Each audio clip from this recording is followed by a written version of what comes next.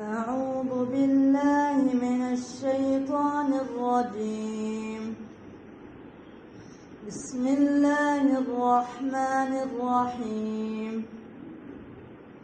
والضحى والليل إذا سجى ما ودعك ربك وما قلى وللآخرة خير لك من الأولى ولسوف يعطيك ربك فترضى ألم يجدك يتيما فآوى ووجدك ضالا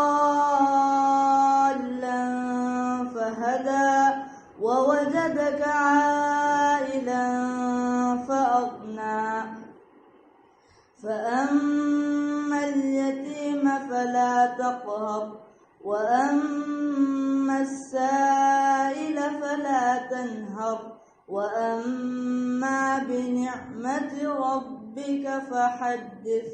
صدق الله العظيم.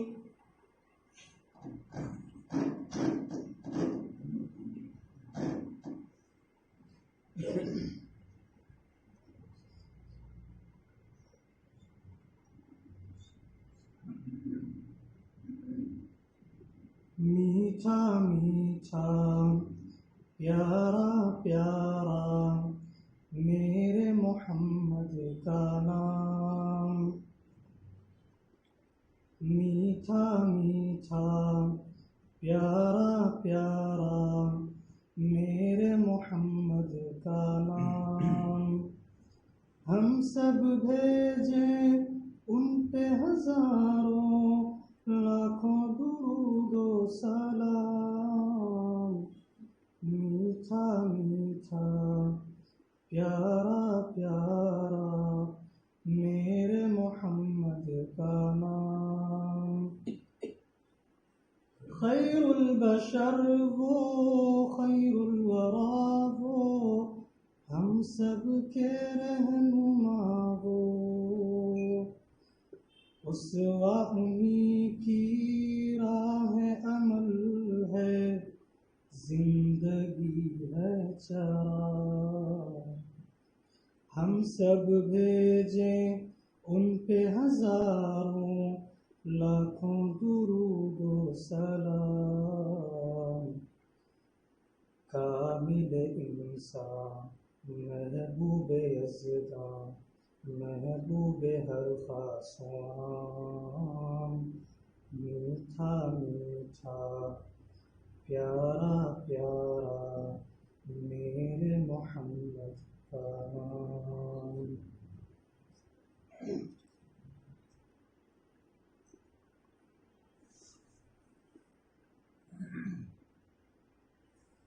عفو و عطا و لطف و عنایت ان کی ذات میں غایت، عفو و عطا و لطف و عنایت ان کی ذات میں غایت،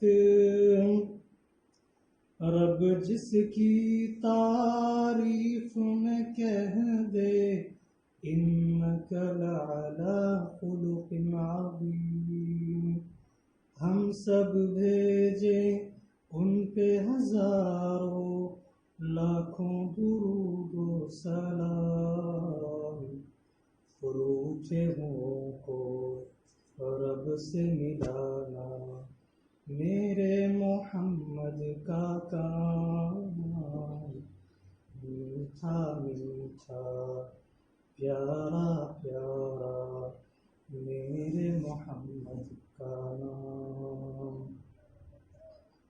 ذکر ہے ان کا بستی بستی گونج رہی ہے محفل ہستی، ذکر ہے ان کا بستی بستی گونج رہی ہے محفل ہستی، دے کر دنیا بھر کی دولت مل جائے گر ان کی محبت، ہم سب بھیجیں ان پہ ہزاروں لاکھوں درود و سلام۔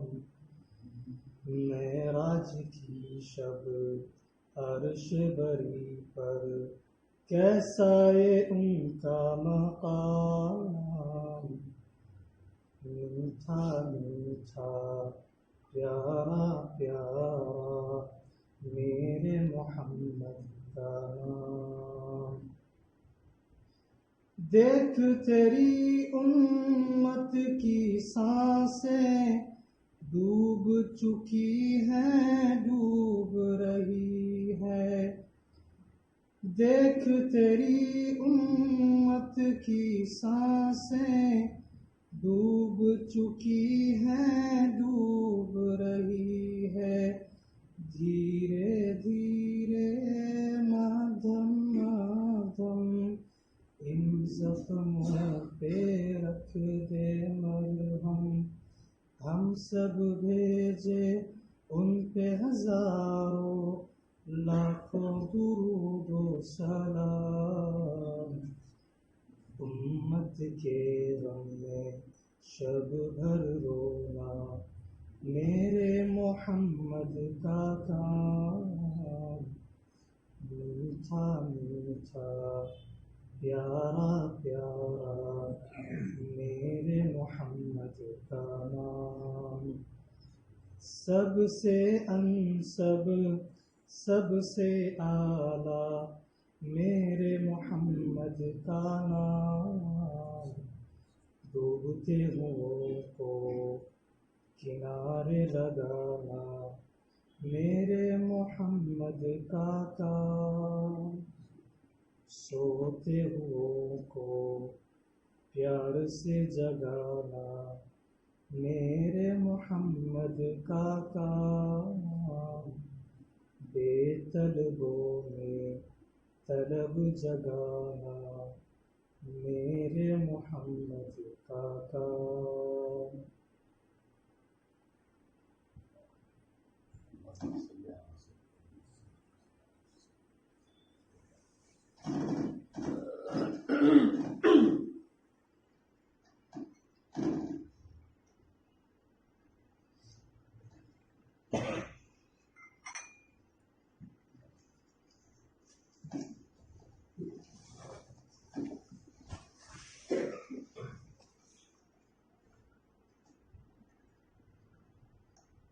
بسم اللہ الرحمن الرحیم، نحمده ونصلی علی رسوله الکریم، اما بعد فاعوذ باللہ من الشیطان الرجیم، بسم اللہ الرحمن الرحیم، ان الذین قالوا ربنا اللہ ثم استقاموا تتنزل علیہم الملائکۃ الا تخافوا ولا تحزنوا وابشروا بالجنة التي كنتم توعدون، وقال تعالی فاستقم كما أمرت ومن تاب معك ولا تطغوا، صدق الله العظيم۔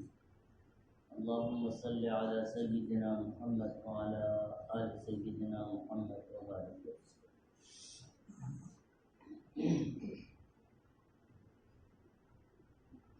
اشعار بڑے پیارے تھے ماشاءاللہ، اور ایسے ہی ایک شاعر جو ہے یہ بھی کہتا ہے، وہ میرا عروج کمال تھا یہ زوال کتنا عجیب ہے۔ معراج کا ذکر کرتے ہوئے بڑا پیارا انداز ہے، کہتا ہے کہ وہ میرا عروج کمال تھا یہ زوال کتنا عجیب ہے، یعنی اللہ سبحانہ و تعالی اگر عرش پر مجھے بلا رہا ہے تو یہ میرا عروج کمال ہے۔ زوال یہ کتنا عجیب ہے کہ جبرائیل پیچھے رہ گئے، میں اوپر چڑھ گیا۔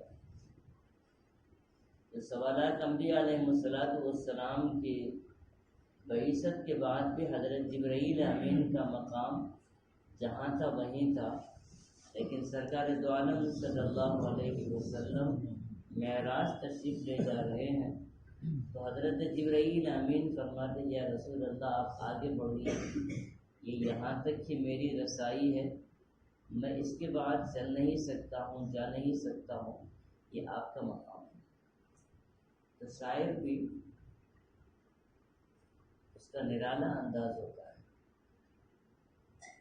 مرزا غالب جو ہے، ہر ایک آدمی جانتا ہے کہ شرابی تھا، کبابی تھا۔ شراب و کباب میں اتنا مدہوش ہوتا تھا کہ ایک مرتبہ بادشاہ کے پاس سے انعام ملا کسی اچھے شہر پر۔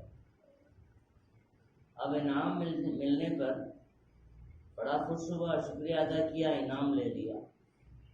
گھر پہنچنے سے پہلے کسی نے بیوی کو اطلاع دے دی کہ آج غالب کو بہت بڑا انعام ملا ہے۔ بیوی بھی خوش ہوئی کہ آج انعام لے کے آئے گا تو جتنا خرچہ ہے وہ ہمارے سر سے اتر جائے گا، اور کچھ کھانے پینے کے لیے انشاءاللہ چیزیں بھی آ جائیں گی۔ لیکن شام کو وہی ڈولتے ڈولتے شراب کی حالت میں نشے میں مست اندر آئے، کوئی چیز ہاتھ میں نہیں تھی۔ تو بیوی خفا ہو کے پوچھی کہ یہ کیا حال ہے، صبح جو انعام ملا وہ کیا کیا؟ غالب نے کہا کہ جو انعام ملا تھا وہ شراب کا قرضہ تھا، وہ ادا کر دیا۔ اللہ سبحانہ و تعالیٰ کسی کو بھوکا نہیں رکھتے ہیں، ہر ایک کو روزی دیتے ہیں، لیکن شراب کسی کو نہیں پلاتے ہیں، تو وہ قرضہ میرا ذمہ ہے، وہ ادا کر دیا ہوں۔ اب یہ تجھے اور مجھے روٹی کھلانا یہ اس کا ذمہ ہے، وہ مجھے کھلا دے گا۔ حالت نشا میں بھی اس کا یقین دیکھیے، ایمان دیکھیے کیسے۔ تو اشعار تو بہت اس نے کہے، لیکن جب اس کا انتقال ہوا تو ایک اللہ والے فرمانے لگے کہ زندگی تو اس کی شراب میں کباب میں گزری ہے، لیکن نعت گوئی جو اس نے کی ہے، نبی کریم صلی اللہ علیہ وسلم کی تعریف میں جو کلمات اس نے کہے ہیں، میں امید کرتا ہوں کہ ان کلمات پر اس کی بخشش ہو جائے گی۔ تو شاعروں کا بھی بڑا کمال ہوتا ہے۔ ایسی بات ہے کہ قرآن کریم نے کہا وَالشُّعَرَاءُ يَتَّبِعُهُمُ الْغَاوُونَ۔ عام کلام شعراء جو کہتے ہیں اس میں سچ کم ہوتا ہے، غلط بہت زیادہ ہوتا ہے، چھوٹی بات کو بھی بڑی بنا کے بیان کرتے ہیں۔ لیکن نعت گوئی کے اندر کسی کے اندر سکت نہیں ہے کہ جو حق ہے وہ ادا کر سکے۔ اپنی طاقت بھر انسان جو کہنا وہ کہہ دیا، لیکن آخر میں کہا بادش خدا بزرگ تو یہ قصہ مختصر۔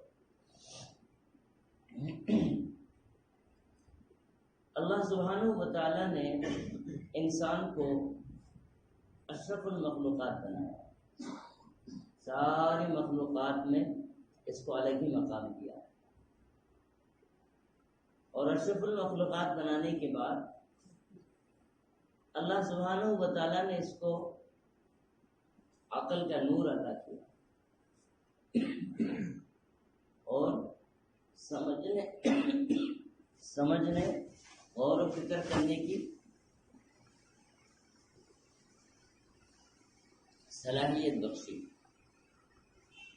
ان گنت اس کے اندر کئی انعامات ہیں جو خاص کر اللہ تعالیٰ نے انسان کو عطا کیے، اور ان سارے انعامات کو اگر ہم شمار کرنے چاہیں تو شمار نہیں کر سکتے۔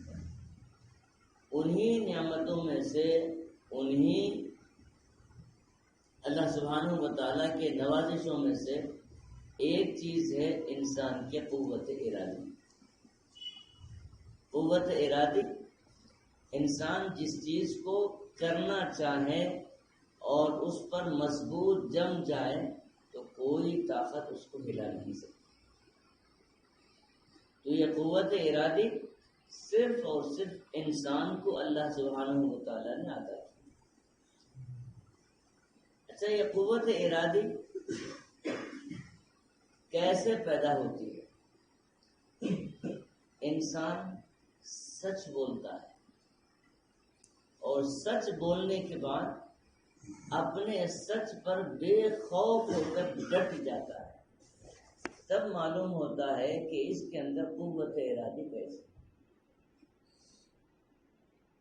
انسان تو انسان دور کی بات ہے، جانوروں کو بھی اللہ سبحانہ و تعالیٰ نے ایسی صلاحیتوں سے مالا مال کیا ہے کہ بعض مرتبہ ان کے سچ نے انہیں ڈٹا دیا۔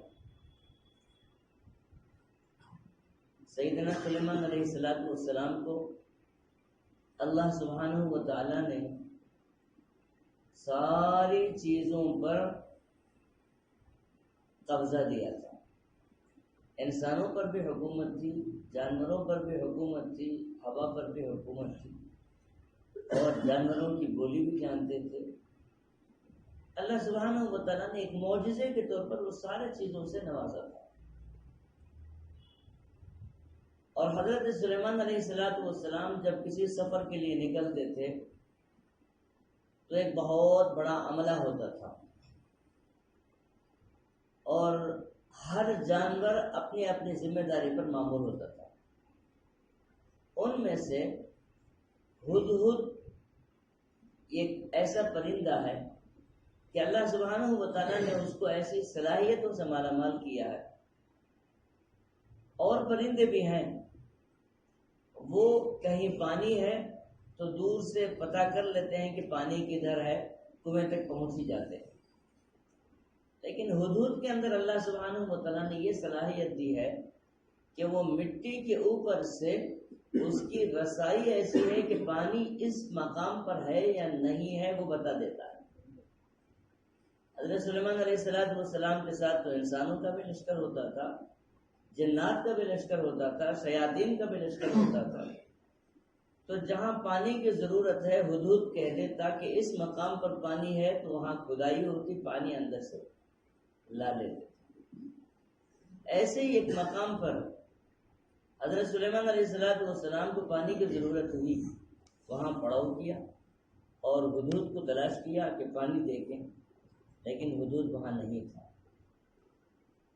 جس کو قرآن کریم کہتا ہے وَتَفَقَّدَ الطَّيْرُ فَقَالَ مَا لِيَ لَا أَرَى الْهُدْهُدَ. کیا ہوا کہ میں ہدہد کو نہیں پا رہا ہوں، وہ غائب ہے مجھ سے. اگر وہ واپس آیا تو میں اس کو تکلیف بھی دوں گا، اس کو مار بھی ڈالوں گا، کیونکہ اس نے میری نافرمانی کی. اتنے میں ہدہد واپس آیا. اب یہاں تھوڑا غور کیجیے، اگر کوئی آدمی بادشاہ کے سامنے حاضر ہو اور یہ بھی معلوم ہے کہ بادشاہ کا قول فیصل ہوتا ہے، اور اس کے سامنے بادشاہ کہے لَأُعَذِّبَنَّهُ عَذَابًا شَدِيدًا أَوْ لَأَذْبَحَنَّهُ أَوْ لَيَأْتِيَنِّي بِسُلْطَانٍ مُبِينٍ، بادشاہ کہے کہ میں تجھے عذاب دینے والا ہوں، میں تجھے قتل کرنے والا ہوں، تو وہ تو کام کرنا چاہیے تھا کہ میرا وقت آ گیا. اس نے ڈٹ کر کہا احطت بما لم تحط به، جس چیز تک آپ کی رسائی نہیں ہے وہاں تک میں پہنچ کے آیا. اس کی سچائی نے اسے ڈٹا دیا. اور حضرت سلیمان جیسی عظیم الشان شخصیت کے سامنے دعویٰ کر رہا ہے کہ جس چیز تک آپ کی رسائی نہیں ہوئی ہے مجھے وہاں تک رسائی ہو گئی. اچھا وہ کیا چیز ہے؟ کہا احط بما لم تحط به، اور میں کیا چیز لایا ہوں؟ یہ کھلی نشانی اور ایک بہت بڑی خبر لے کے پہنچا ہوں. نبا، ایک بہت بڑی خبر لے کے آپ کے پاس پہنچا ہوں. اور وہ خبر کیا ہے؟ مالک سبا کے پاس سے ہو کے آیا. تو اس سے یہ معلوم ہوا کہ انسان جب سچائی کی طرف جاتا ہے، اگرچہ کہ اس وقت اس کو بڑی پریشانی ہوتی ہے، یہاں اگر میں سچائی کے ساتھ کام لوں تو مجھے نقصان ہوگا، میں جھوٹ سے کام لوں تو کامیابی ہو جائے گی، یہ بالکل غلط بات ہے. سچائی پر جب انسان اڑ جاتا ہے تو ضرور اس کو کامیابی مل ہی جاتی ہے، اور سچائی انسان کو مضبوط بنا دیتی ہے، وہاں اس کو استقامت اور مضبوطی مل جائے. اللہ سبحانہ و تعالیٰ فرماتا ہے ان الذین قالوا ربنا اللہ ثم استقاموا. اللہ سبحانہ و تعالیٰ کے بندے ایسے ہیں جو اللہ کو اللہ مان لیا، اور مان لینے کے بعد اس پر انہوں نے استقامت بھی ظاہر کی ہے، وہ مضبوط ہو گئے. استقامت بولنے میں بڑی آسان چیز ہے، لیکن استقامت کیسی چیز ہے؟ اب جب دیکھیے اذان کی آواز آتی ہے اللہ اکبر، تو ہم سارے کام کاج چھوڑ کر مسجد کا رخ لیتے ہیں، اور جب مسجد پہنچے ہیں تو ہمارے اندر ایمان جاگ جاتا ہے، بڑے خشوع و خضوع کے ساتھ ہم نماز ادا کرتے ہیں، اور وہاں ہم سچے پکے مومن بن کر نماز ادا کرتے ہیں۔ یہ ہمارا استقامت والا چہرہ ہے۔ جب ہم مسجد سے باہر آئے، تو جب مسجد سے باہر آئے ہیں تو ہماری وضاحتہ بدل گئی، ہمارا کردار بدل گیا، حتیٰ کہ بعض لوگ تو وہ ہیں جو مسجد میں داخل ہوتے ہوئے اپنے شلوار کو اوپر کر لیتے ہیں، گویا اللہ کو کہتے ہیں کہ ہم بالکل شریعت کے پابند ہیں۔ جب مسجد سے باہر نکلے تو پھر بتاتے ہیں کہ نہیں، ہم وہی یہودی طریقہ اپنائیں گے۔ حالانکہ قرآن حدیث پاک میں کھلے طریقے سے الفاظ ہیں کہ جو حصہ ٹخنوں کا کپڑا اس پہ ڈھپ جاتا ہے، آپ صلی اللہ علیہ وسلم نے فرمایا کہ وہ حصہ ضرور جہنم میں جانے والا ہے۔ یقین کے ساتھ کہہ دیا گیا ہے، اور یہ معلوم ہے ہر بندے کو بھی کہ ہم نے جو کیا ہے وہ غلط کیا ہے، پھر ہم صرف اس ایمان کو اور اس عقیدے کو اور اس جنت والے فیصلے کو مسجد تک محدود رکھے، باہر نکلے ہیں ساری چیزوں کو بدل دیا۔ یہ استقامت نہیں ہے۔ استقامت وہ ہے کہ جب ایک چیز کو اپنا لیا اس میں کسی قسم کی تبدیلی نہیں آنے والی۔ جس سے معلوم ہوا کہ استقامت ہماری مسجد کے اندر ہے، باہر ہماری استقامت ڈگمگا جاتی ہے۔ تو سارے چیزوں کے اندر ایسے ہی اندازہ لگا لیجئے کہ ہماری استقامت کہاں تک ہے، اور قرآن کریم کے اندر جس ثم استقاموا کا ذکر ہوا ہے اس صف میں ہم آ رہے ہیں یا نہیں ہے، تو خود ہمارا ضمیر گواہی دے گا کہ ہم اس میں نہیں۔ ہماری وضافتہ استقامت والی نہیں ہے، ہمارا بیپار ساپار استقامت والا نہیں ہے، لوگوں کے ساتھ ملنا جلنا ہمارا ایمانی استقامت والا نہیں ہے، گھر کے اندر بیوی کے ساتھ بچوں کے ساتھ رہنا سہنا یہ ہمارے استقامت والا نہیں ہے۔ تو اللہ سبحانہ و تعالی ایمان والے بندوں میں ان خاص بندوں کا ذکر کیا جو استقامت والے ہیں، اور استقامت میں وہ کون بندے ہیں؟ صحابہ کرام رضوان اللہ علیہم اجمعین کی اولین جماعت ہے جو اس کی مثال ہے۔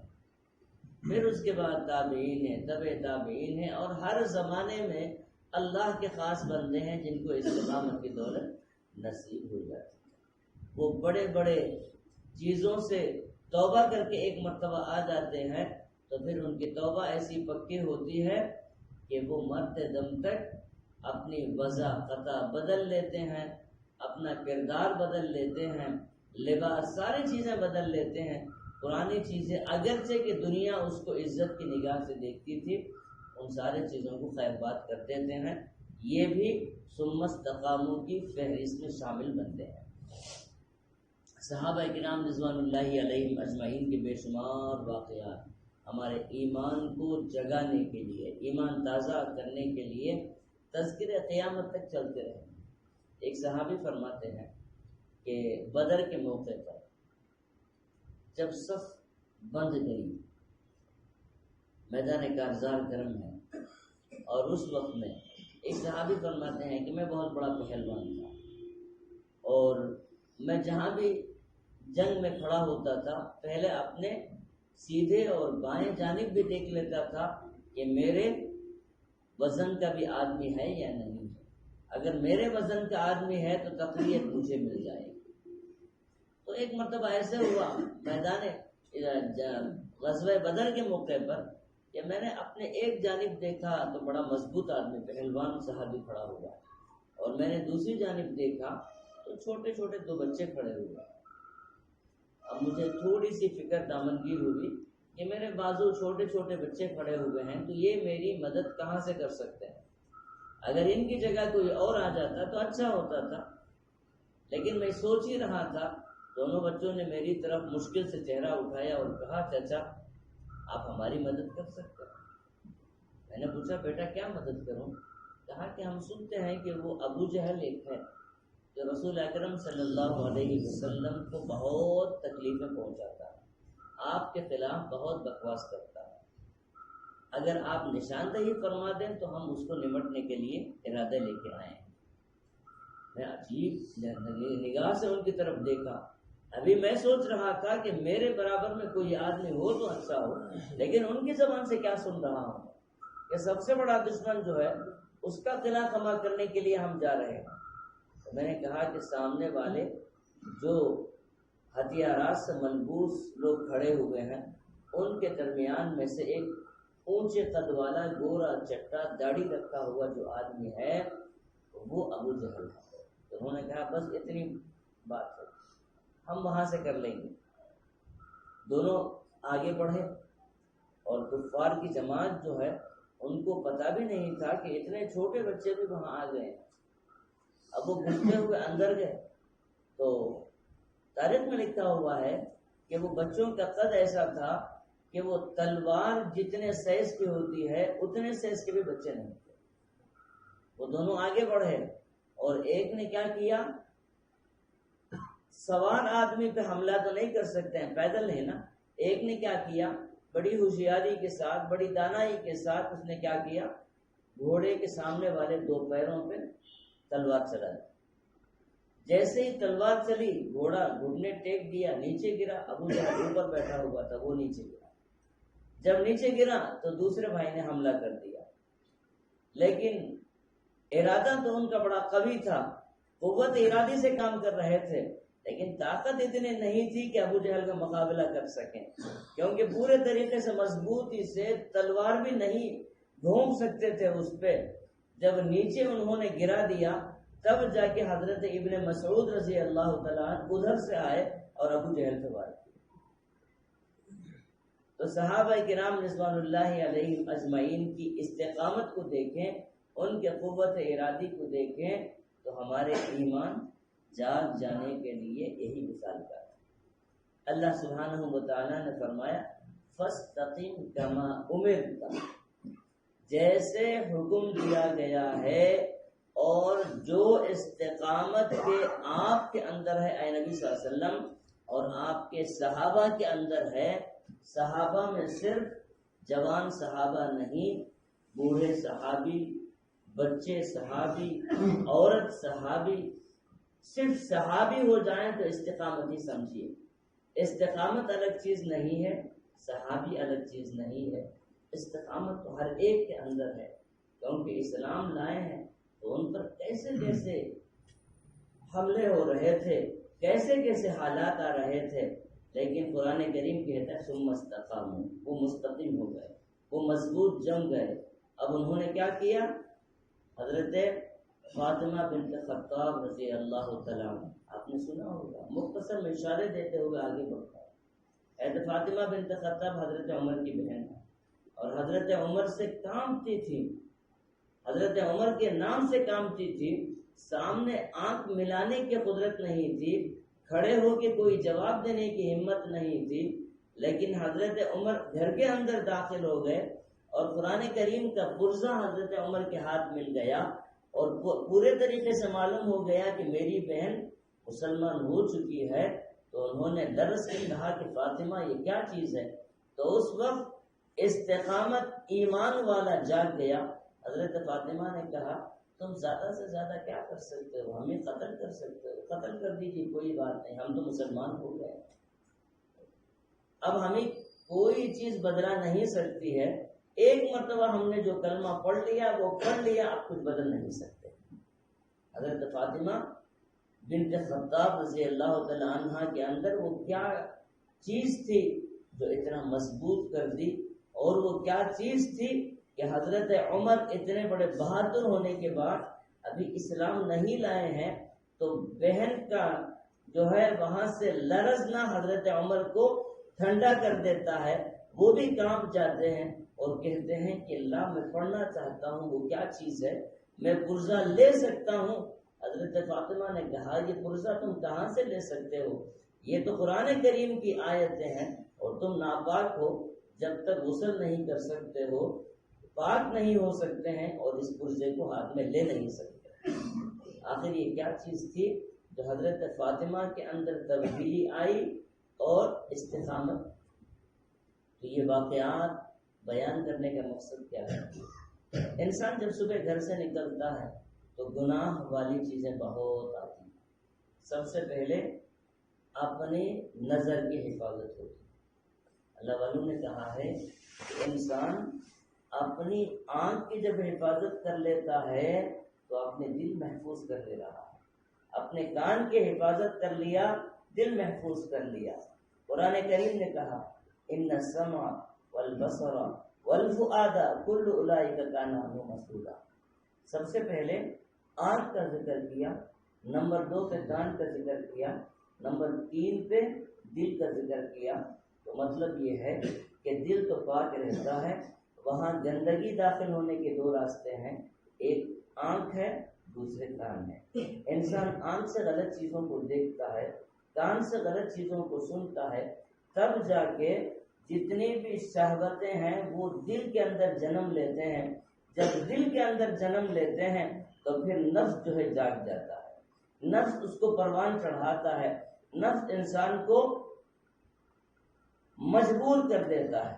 حضرت یوسف علیہ السلام نے کیا کہا تھا؟ وما ابرئ نفسی ان النفس لامارۃ بالسوء الا ما رحم ربی۔ میں زلیخا کے مکر سے بچا ہوں تو یہ میرا کمال نہیں تھا۔ کیوں؟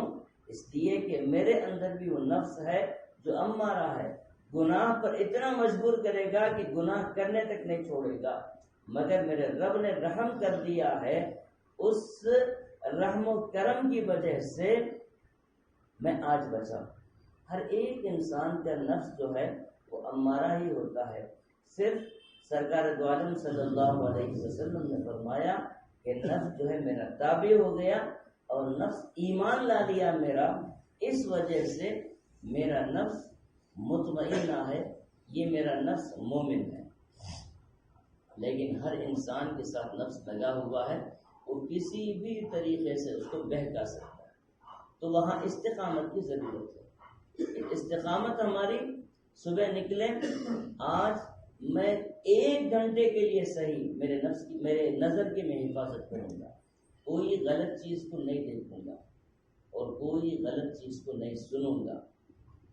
پورا دن نہیں، 1 گھنٹے کی مشق کیجیے۔ کیوں؟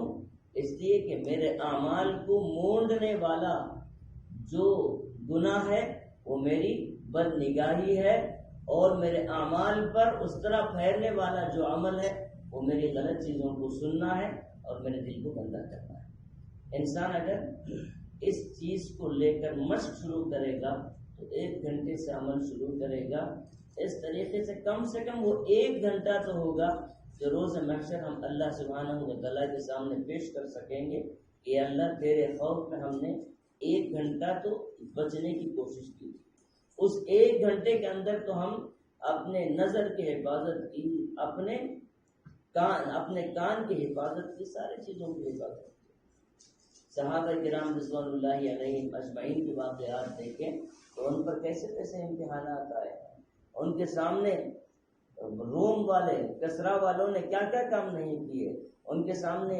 خوبصورت لڑکیوں کو کھڑا کر دیا تھا، اور انہوں نے اس وقت کیا فیصلہ کیا تھا کہ یہ عرب آ رہے ہیں، یہ تو بھوکے ہیں لڑکیوں کے، اب ان کو ہم چکما اگر دینا ہے، ان کو دھوکے میں ڈالنا ہے تو ان خوبصورت لڑکیوں کو ڈالیں گے۔ لیکن صحابہ کرام رضوان اللہ علیہم اجمعین کو بھنک پڑ گئی، پیچھے والوں سے کہا کہ اپنے آنکھوں کو نیچے کر لو، نظر نہ اٹھانا، ایسے گزرو جیسے گزرے ہی نہیں ہیں۔ پورے طریقے سے، محفوظ طریقے سے جب گزر گئے ہیں تب جا کے انہوں نے دیکھا کہ ان کی تو دنیا بدل چکی ہے، ان کے تو حالات کچھ اور ہی ہو چکے ہیں، یہ پرانے والے وہ تاجر نہیں ہیں جو عرب کو ہم دیکھتے تھے، اب تو یہ فرشتہ بنے ہوئے ہیں۔ آخر یہ چیزیں کیا تھی؟ تو استقامت ضروری ہے۔ حضرت اسماء بنت ابی بکر رضی اللہ تعالیٰ عنہ 7، 8، 9 سال سے اتنی ہی عمر ہے، اور یہ کس ذمہ داری میں، کہ رسول اکرم صلی اللہ علیہ وسلم 3 دن کے لیے غار ثور میں چھپے ہوئے، اور حضرت اسماء بنت ابی بکر روزانہ ایک وقت توشہ باندھ لیتی ہیں، چھپے چھپے پہاڑ پہ چڑھتی ہیں اوپر۔ جو لوگ غار ثور پہاڑ جبل ثور کے پاس گئے ہیں، کبھی ہم نے سوچا ہے وہاں پہ کہ اکیلا دکیلا ایک انسان، اور وہ بھی عورت نازک بچی، وہ اکیلے دکیلے کیسے گئی ہوگی، اور اس پہاڑی پہ کیسے چڑھی ہوگی، نوکدار پتھروں پہ اس کو تکلیف کتنی ہوئی ہوگی، وہ بچتے بچاتے کیسے وہاں تک پہنچ کے واپس آئی ہوگی، کبھی ہم نے سوچا ہے؟ ایمان تازہ کرنے کے لیے سب چیزیں چاہیے۔ حضرت اسماء بنت ابی بکر رضی اللہ تعالیٰ عنہ رسول اکرم صلی اللہ علیہ وسلم کی خدمت میں آئی تو ڈری ڈری ہوئی ہے، چہرہ اداس سے بدلا ہوا ہے۔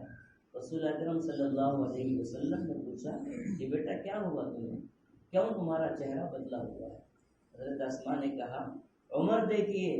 حضرت اسماء واقعہ نہیں، عمر 7 سال سے 9 سال کی عمر کے اندر ہے۔ حضرت اسماء فرماتے ہیں کہ میں توشہ لے کے نکلی، ابو جہل راستے میں مل گیا، اور اس نے میرے سر کے بالوں کو اتنے زور سے کھینچا کہ مجھے بڑی تکلیف ہوئی، اور پھر ایک زوردار تماچا بھی میرے اوپر رسید کیا اور کہا کہ بتا تیرا ابو کہاں ہے اور محمد کہاں صلی اللہ علیہ وسلم۔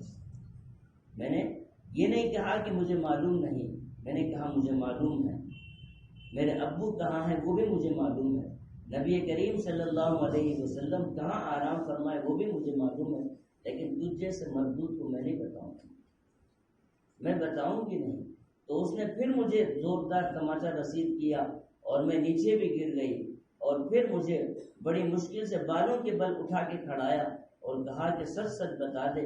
میں نے کہا تو زیادہ سے زیادہ مجھے قتل کر سکتا ہے، میری جان لے سکتا ہے، میں تو کسی بھی قیمت پہ یہ سچ کو اگل نہیں سکتی ہوں، میں یہ بتا ہی نہیں سکتی ہوں کہ یہ دونوں شخصیتیں کدھر ہیں۔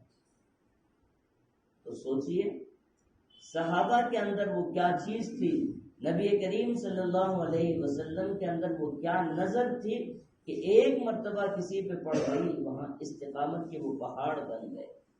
اور اللہ سبحانہ و تعالی مثال میں فرما رہے ہیں فَاسْتَقِمْ كَمَا أُمِرْتَ وَمَنْ تَابَ مَعَكَ، آپ کے ساتھ جو بھی ہیں وہ بھی استقامت کے پیکر ہیں، استقامت کے پہاڑ ہیں، اور آپ تو استقامت ہی استقامت۔ آپ کی استقامت کیسے؟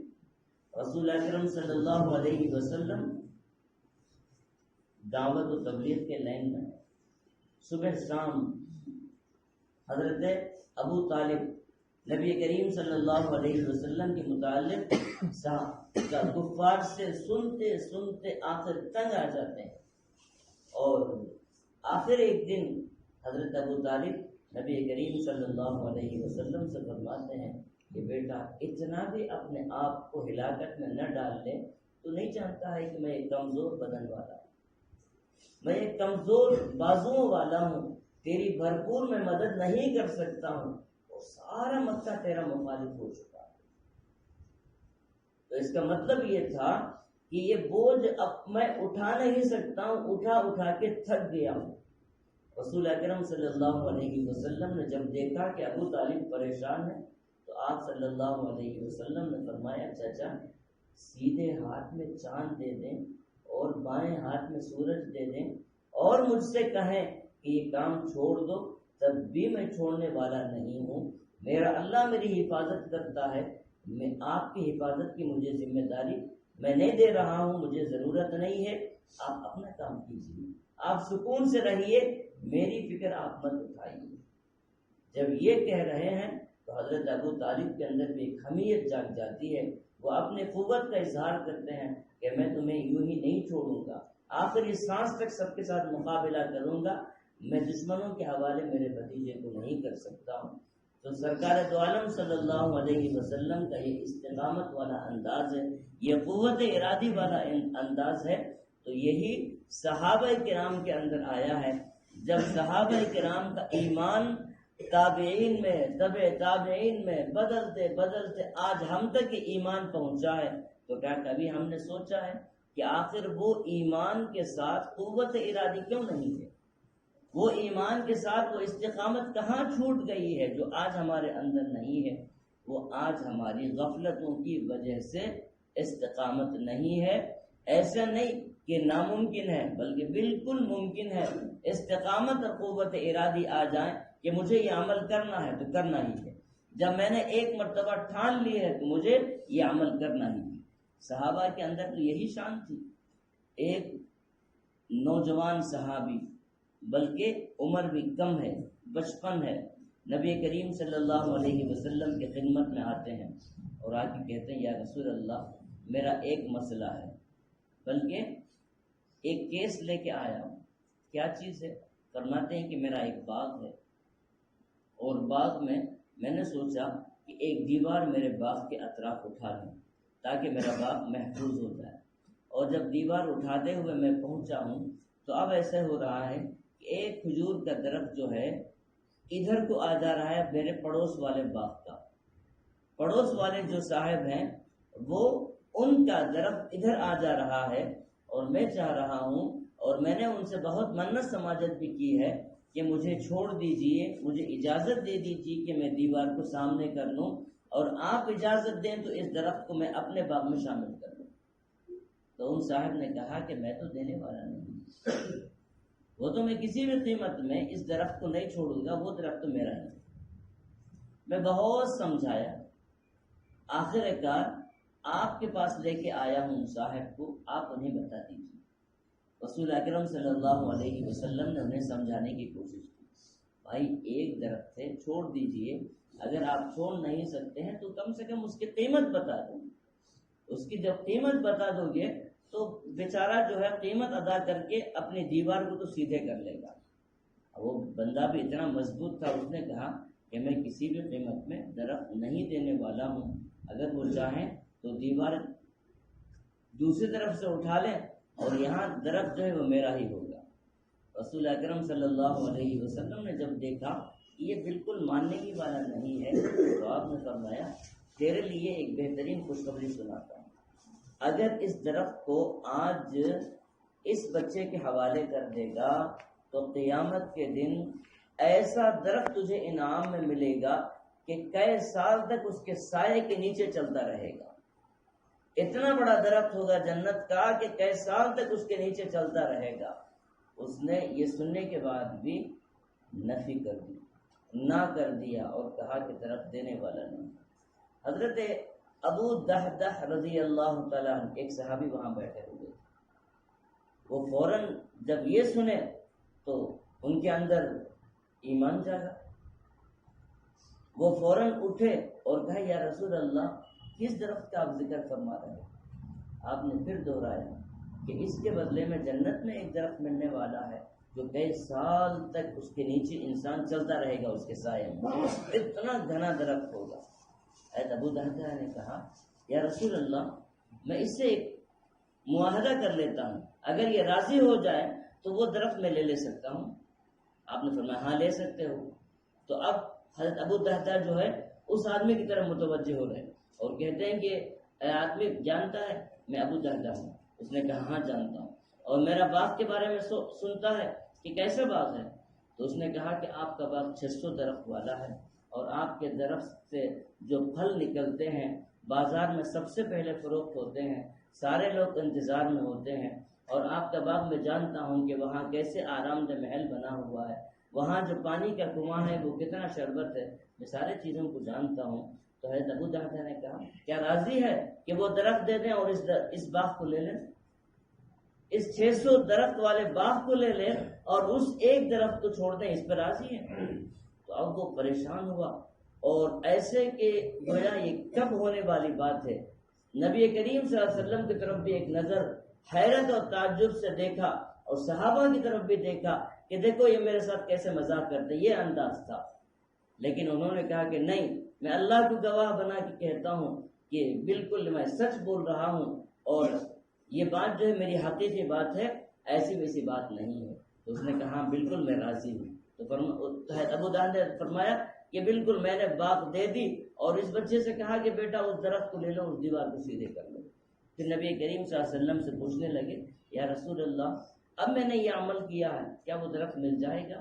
آپ نے فرمایا نہیں یا رسول اللہ نہیں ملے گا۔ آپ نے فرمایا ایک درخت نہیں ملے گا، یہ تو 600 درخت ہے نا، 600 درخت ہیں، تو 600 درخت ہیں اور اس کے اندر محل بھی ہے اور وہاں پانی بھی ہے، اب یہاں کیسے ایک درخت ہوگا؟ تمہارے لیے تو وہ درخت ہوگا کہ سارے جنتی آشش کرتے ہوں گے۔ جب اتنی بات تھی تو حضرت ابو دہدہ جو ہے مارے خوشی کے دوڑتے ہیں اور اپنے باغ پہنچ کر اپنے اہلیہ سے کہتے ہیں کہ دیکھو اس محل سے باہر نکل جاؤ، میں اندر نہیں آ سکتا ہوں۔ کیوں نہیں آ سکتے ہو؟ تو انہوں نے کہا کہ ایک بہترین سودا ہوا ہے، باہر آؤ میں بتاتا ہوں۔ بیوی باہر آئے تو انہوں نے ایسے کہ کوئی بہت بڑی بات ہوئی مزہ لے لے کے سنا رہے ہیں کہ ایسے ہوا ایسے ہوا، پھر آپ نے یوں فرمایا۔ بیوی نے کہا کہ آج سے مبارک دن ہمارے لیے کون سا ہو سکتا ہے؟ اتنا بڑا سودا اور جنت میں اتنے بڑے وعدے ہیں، یہ تو دنیا ہے ہماری 4 دن کی کیسے بھی گزر جائے گی۔ میں باہر نکلتی ہوں، سارے چیزوں کو چھوڑا، بیوی بھی باہر نکل گئے، ابو دادا بھی باہر نکل گئے۔ ایک درخت کے سودے میں انہوں نے سارے درخت کو دے دیا اور جنت کا سودا کر دیا۔ اسی کو اللہ تعالیٰ نے کہا ان اللہ اشتری من المؤمنین انفسهم واموالهم بان لهم الجنہ، جنت کے معاہدہ کر کے یہ بندے وہ ہیں کہ اپنے مال کو بھی نچھاور کر دیتے ہیں، اپنی جان کو بھی نچھاور کر دیتے ہیں۔ تو یہ کہاں سے استقامت والے اور قوت ارادی والے مثال ہم پیش کر سکتے ہیں۔ ایک صحابی نبی کریم صلی اللہ علیہ وسلم کی خدمت میں آتے ہیں اور آگے کہتے ہیں کہ یا رسول اللہ آپ کے ساتھ میں بھی جہاد میں نکلنا چاہتا ہوں۔ آپ نے انہیں دیکھا، معذور صحابی ہیں، ایک پیر ہے ایک پیر نہیں ہے، مشکل سے وہ جو ہے عصا کے سہارے آپ کے پاس آئے ہیں۔ آپ نے فرمایا اے فلاں صحابی، تمہارے 4 بیٹے مجاہدین ہیں اور ہمارے ساتھ جہاد میں ہیں، تم اپنے گھر میں رہ جاؤ، ایک پیر سے معذور ہو، گھر میں رہ جاؤ۔ صحابی نے کہا یا رسول اللہ کیا جنت میرے لیے نہیں ہے؟ میں چاہتا ہوں کہ مجاہد بن کر شہید ہو کر میں آپ سے ملاقات کروں جنت میں، یا رسول اللہ آپ میرے اوپر رحم فرمائیں گے۔ تو آپ نے فرمایا کہ چلو میرے ساتھ جہاد میں۔ اب وہ بڑی خوشی خوشی گھر پہنچتے ہیں اور پہنچنے کے بعد کہتے ہیں بیوی سے کہ مجھے بھی اجازت مل گئی ہے، میں بھی جہاد جانے کے لیے ہوں۔ ایک مرتبہ زبان سے بات آ گئی، اب وہ جم گئے، ثم استقاموا، کہتے ہیں کہ میں جہاد میں جانے والا ہوں۔ بیوی جب یہ سنتی ہے تو اس کی ہنسی نکل جاتی ہے، ہنس کے کہتی ہے کہ تم تو معذور ہو، تم کیسے جا سکتے ہو، کیسے چل سکتے ہو، میدان جہاد تک کیسے پہنچ سکتے ہو؟ تو انہیں ایک جذبہ ایمان کا ابھرا اور اس جذبہ ایمان میں ان صحابی نے کہا مجھ سے یہ بات کہتی ہو، میں تو جاؤں گا اور لڑوں گا، شہید ہو جاؤں گا، مدینہ واپس نہیں آؤں گا۔ یہ کہہ کے گھر سے باہر نکلے۔ اب ایسے ہی ہوا، رسول اکرم صلی اللہ علیہ وسلم کے ساتھ شریک ہیں، لڑتے بھی ہیں اور جہاد کرتے کرتے شہید ہو جاتے ہیں۔ اب 4 بیٹے ہیں، انہوں نے کیا کیا، مدینے سے قریب میں یہ جنگ ہوئی تھی تو انہوں نے کیا کیا، بقیع میں لا کے انہیں دفن کر دیں۔ اس ارادے سے صحابی کی نعش کو لے کے واپس آئے، جس گھوڑے پر رکھے تھے وہ مدینے کی طرف جب رخ کیا جا رہا ہے تو گھوڑا ادھر چلنے کو تیار نہیں۔ بڑی مشکل کے ساتھ گھوڑے کو جب ہانکنے کی کوشش کرتے ہیں تو 1 گھوڑا 2 گھوڑا 3 گھوڑے، کوئی گھوڑا مدینے کا رخ کرنے تیار نہیں ہے۔ جب مخالف سمت کی طرف چلائیں تو گھوڑے بڑی آسانی سے چلتے ہیں۔ رسول اکرم صلی اللہ علیہ وسلم نے پوچھا کہ فلاں صحابی کے بارے میں کیا جانتے ہو؟ انہوں نے گھر سے نکلتے ہوئے انہوں نے کیا کہا تھا؟ لوگوں نے جب تفتیش کی تب معلوم ہوا کہ ایسے الفاظ تھے، تو آپ صلی اللہ علیہ وسلم نے فرمایا کہ اب تو گھوڑا کسی بھی قیمت میں مدینہ نہیں جائے گا، یہ مجاہد تو ٹھان کے آیا ہے، اب مدینہ کیسے پہنچے گا؟ اگرچہ کہ اس کی نعش ہے، اس کی لاش ہے، لیکن مدینہ نہ پہنچے گی۔ صحابہ کرام نے پوچھا کیا کرے؟ آپ نے فرمایا احد ہے، حضرت حمزہ کے بازو میں انہیں دفن کر دو۔ تو صحابہ کی استقامت جو ہے وہ استقامت جو ہے جہاد میں تھی، میدان جہاد میں۔ ان کی استقامت دوسرے بڑے بڑے عمل کے اندر تھے، صدقات و خیرات کی بڑی بڑی مثالیں ہیں، لیکن ہماری استقامت جو ہے سب سے پہلے گناہ چھوڑنے پر اگر ہو جائے تو بہت بڑی چیز ہے۔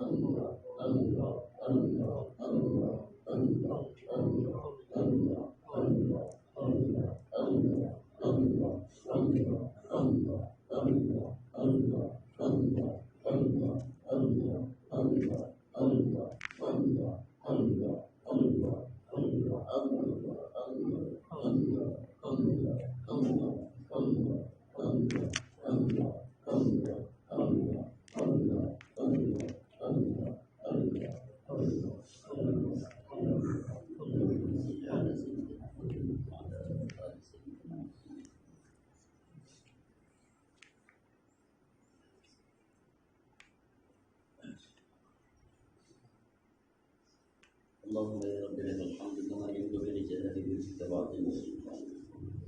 اللهم انت الاول فليس قبلك شيء، اللهم انت الاخر فليس بعدك شيء، اللهم انت الظاهر فليس فوقك شيء، اللهم انت الباطن فليس دونك شيء يا رب. اللهم يا من يرجى في الشدائد كلها، يا من اليه المشتكى والملجا، يا من خزائن رزقي في قول كل فان الخير عندك اسماء، ما لي سوى قرعي لبابك حيلة فلا يرددت فأي باب آخر. رب اغفر وارحم وتجاوز انك انت العز الاكرم يا ارحم الراحمين يا ارحم الراحمين يا ارحم الراحمين. الہ العالمین تو قاضی الحاجات، ہم محتاج ہیں، ہمارے گناہوں کو معاف فرما، ہماری خطاؤں سے درگزر فرما، صغیرہ کبیرہ جانے انجانے سارے گناہوں کو معاف فرما۔ اے اللہ ہماری زندگیاں گناہوں میں گزری ہیں، غفلتوں میں گزری ہیں، اے اللہ ہم سچے پکے دل سے توبہ کرتے ہیں، گناہ نہیں کریں گے، اے اللہ گناہ نہیں کریں گے، اے اللہ گناہ نہیں کریں گے، تیری نافرمانی نہیں کریں گے، اے اللہ اگر گناہ ہو بھی جائیں تو اے اللہ فوراً توبہ کریں گے، اے اللہ فوراً توبہ کریں گے، اے اللہ فوراً توبہ کریں گے۔ اے اللہ ارحم الراحمین جب تک تیری توفیق نہ ہو کوئی عمل ہو نہیں سکتا ہے، اے اللہ جب تک تیری حفاظت نہ ہو کوئی گناہ نہیں چھوٹ سکتا ہے، اے اللہ تو ہی ہماری حفاظت بھی فرما، تو ہی توفیقات سے بھی مالا مال فرما۔ اے اللہ ارحم الراحمین پروردگار جتنی عبادات ہم سے ہو رہے ہیں الہ العالمین یہ تیرا فضل ہے، اے اللہ اس پر استقامت نصیب فرما، دوام نصیب فرما، اے اللہ مزید کی توفیق عطا فرما۔ اے اللہ ہم سے گناہ نہیں چھوٹ رہے ہیں، اے اللہ ارحم الراحمین تو ہماری مدد فرما، اے اللہ تو ہماری مدد فرما، اے اللہ تو ہماری مدد فرما، اے اللہ چھوٹے گناہوں بڑے گناہوں ہر گناہ سے بچنے کی توفیق عطا فرما، اے اللہ ظاہری گناہوں باطنی گناہوں ہر گناہ سے بچنے کی توفیق عطا فرما۔ اے اللہ ہماری ساری رذالتوں کو دور فرما دے، خباثتوں کو دور فرما دے، اے اللہ فضائل حمیدہ سے مالا مال فرما دے، اے اللہ ہمارے قلوب کو مصفہ مزکہ مجلہ بنا دیجیے، اے اللہ ہمارے سینوں میں اے اللہ تیری محبت بسا دے، تیرے حبیب کی محبت بسا دے، اے اللہ تیرے ان اعمال کی محبت بسا دے جن اعمال کے صدقے الہ العالمین تیری محبت نصیب ہوتی ہے۔ اے اللہ تیرے ان بندوں کی بھی محبت نصیب فرما جن سے تو پیار کرتا ہے، جن سے تو محبت کرتا ہے۔ اے اللہ آج جتنی بھی مصیبتیں ہیں، پریشانیاں ہیں، اے اللہ ہماری بدعمالیوں کی وجہ سے ہے۔ اے اللہ رحم الراحمین تو رحم فرما دے، اے اللہ ہم سے مصیبتوں کو دور فرما دے، اے اللہ آسمانی بلاؤں کو ہم سے دور فرما دے، زمینی تنگیوں کو ہم سے دور فرما دے، اے اللہ بے برکتیوں کو ختم فرما دے، برکتوں سے مالا مال فرما دے، اے اللہ ہمارے ظاہر کو بھی بنا دے، ہمارے باطن کو اس سے بہتر بنا دے۔ اے اللہ اللہ والوں کا دامن تھام کر زندگی گزارنا نصیب فرما۔ اے اللہ ماننا تو کسی کا ہے ہی، اے اللہ شیطان کے ماننے سے ہماری حفاظت فرما دے، نفس و شیطان کے ماننے سے ہماری حفاظت فرما دے۔ اے اللہ بندے ہو تو بس تیرے بندے ہو کر رہ جائے، اے اللہ بندے ہو تو تیرے بندے ہو کر رہ جائے۔ اے اللہ شیطان کے چنگل سے ہمیں بچا لیجیے، نفس کے چنگل سے ہمیں بچا لیجیے۔ اے اللہ جتنی برائیاں ہم جانتے ہیں ان سے بھی ہم پناہ مانگتے ہیں، اے اللہ جنہیں ہم نہیں جانتے ہیں ان سے بھی ہم پناہ مانگتے ہیں، ہماری حفاظت فرما دے۔ اے اللہ ہمیں جو پریشان بندے ہیں ان کی پریشانیوں کو دور فرما دے، جو مقروض ہیں ان کے قرض کی ادائیگی کی صورت میں پیدا فرما دے، جو بیمار ہیں انہیں شفائے کاملہ عاجلہ مستمرہ نصیب فرما۔ اے اللہ جہاں محبتیں نہیں ہیں محبتیں نصیب فرما، اے اللہ جہاں نفرتیں ہیں نفرتوں کو دور فرما دے۔ اے اللہ جو بے روزگار ہیں انہیں روزگار عطا فرما، حلال روزی عطا فرما، کافی و وافی عطا فرما۔ اے اللہ جہاں بن بیاہی لڑکیاں بیٹھی ہوئی ہیں ان کے لیے بہتر سے بہتر جوڑ عطا فرما، جہاں لڑکے ہیں ان کے لیے نیک اور صالح جوڑ عطا فرما۔ اے اللہ جن کے والدین باحیات ہیں ان کے عمروں میں برکت نصیب فرما۔ اے اللہ جو دنیا سے جا چکے ہیں ان کے ساتھ خیر کا معاملہ فرما، رحم و کرم کا معاملہ فرما دے۔ اے اللہ جو بے اولاد ہیں انہیں اولاد نصیب فرما، اے اللہ جن کی اولادیں مصیبت بن چکی ہے اے اللہ انہیں تابع بنا دیجیے، اے اللہ انہیں مطیع و فرما بردار بنا دیجیے۔ اے اللہ ہماری اولاد کو ہمارے لیے آنکھوں کی ٹھنڈک بنا دیجیے، اے اللہ ہمارے بڑوں کے سائے کو تادیر ہم پر باقی رکھیے۔ اے اللہ مساجد کی ویرانی کو ختم فرما دیجیے، اے اللہ ویران مساجدوں کو آباد فرما دیجیے، اے اللہ ویران مدارس کو آباد فرما دیجیے، ویران خانقاہوں کو آباد فرما دیجیے۔ اے اللہ جہاں کہیں بھی ذکر کے محافل سجتے ہیں اے اللہ وہاں کامیابی نصیب فرمائیے، اے اللہ وہاں کامیابی نصیب فرما دیجیے۔ اے اللہ جتنی بھی توفیقات ہیں اے اللہ ان توفیقات پر استقامت نصیب فرما، جو مانگے وہ عطا فرما، جو مانگنے سے رہ گئے وہ بھی عطا فرما۔ ہماری ساری دعائیں سرکار دو عالم صلی اللہ علیہ وسلم کے صدقے قبول فرما۔ اللہم انا نسألک من خیر ما سألک منہ نبیک وحبیبک محمد صلی اللہ علیہ وسلم ونعوذ بک من شر ما استعاذ منہ نبیک وحبیبک محمد صلی اللہ علیہ وسلم۔ ربنا تقبل منا انك انت السميع العليم وتب علينا انك انت التواب الرحيم۔ اللهم صل على سيدنا محمد وعلى آل سيدنا محمد صلاة تنجينا بها من جميع الأهوال والآفات وتقديرنا بها جميع الحاجات وتطهرنا بها من جميع السيئات وترفعنا بها عندك على الدرجات وتبلغنا بها أقصى الغايات من جميع الخيرات في الحياة وبعد الممات إنك على كل شيء قدير آمين برحمتك يا أرحم الراحمين۔